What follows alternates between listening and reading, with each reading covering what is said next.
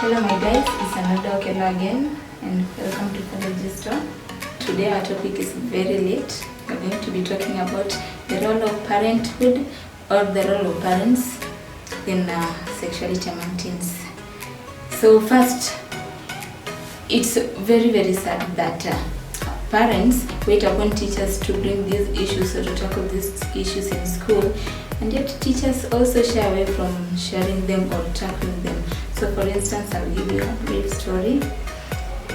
When I was young, like when I was in primary school, we were taught about reproduction or reproductive health when we are in class 6. That's when you become aware that there is something known as menses and things like that. Yet, at the same time, you have older siblings who have undergone through that, but they don't have the courage to share it with you. So there are a few of us who start experiencing that as early as class 5, some even in class 4. And they go through that trauma because they are not sure if whatever they are going through is normal or abnormal. You are not aware that your body is going to go through these changes. And also, I was in an all-girls primary school, so you are in class 4 and then you receive this love letter from a class 8 or a class 7 pupil, and you are just all excited because of the affection, but you don't know what it means. So I kind of think that if parents take a role back at home to nurture their children as they progress through all these ages, when you experience this at that tender age, you are just okay because already you are aware. So back to the topic. When mothers give birth or parents give birth, biologically you are the parents, but giving birth to children or siring children doesn't mean they belong to you. So as before parents start realizing that this issue isn't going to be solved. So I just think that what children need is friendship, not a boss to boss them around. So as parents, we need to be friends to our children. That's why we find out that when children go through particular issues, particular traumas and issues regarding sexuality, they'll be first to run to their friends and not to their parents. Why is that? Because probably the friends make more sense than the parents, and in the eyes of the teens, the parents are so ridiculous. So why would I listen to someone who is ridiculous and doesn't even pay attention to me?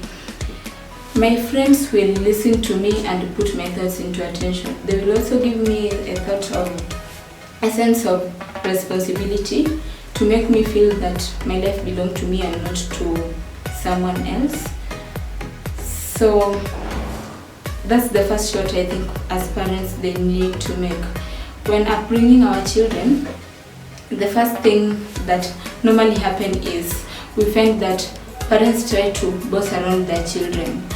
You want them to do whatever you want and that's it, that's final. Normally what happens as teens, all our lives, when you become a teenager, all your life you've been asking, who is this person? Who the hell are you? But now at a teenage age, you're beginning to realize yourself and you want to become independent. You just want to be free. But then there is this person who just wants to be on your tail all the time.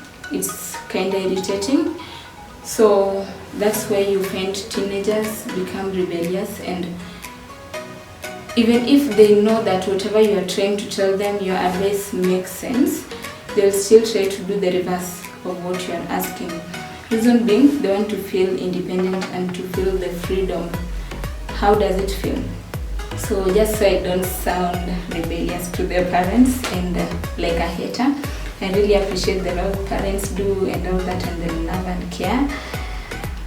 But again, okay, to make it fairer, it's okay if you want to punish your child for doing a wrong or trying to bring him or her to the path.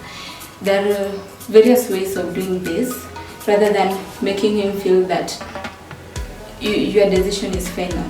For instance, if you can nurture your kid to be responsible in a way that you get some cash, give to the kid, and then you just tell him or her that this is money for the week. This is what you are going to be used for budgeting for food throughout the week, so you are going to manage it.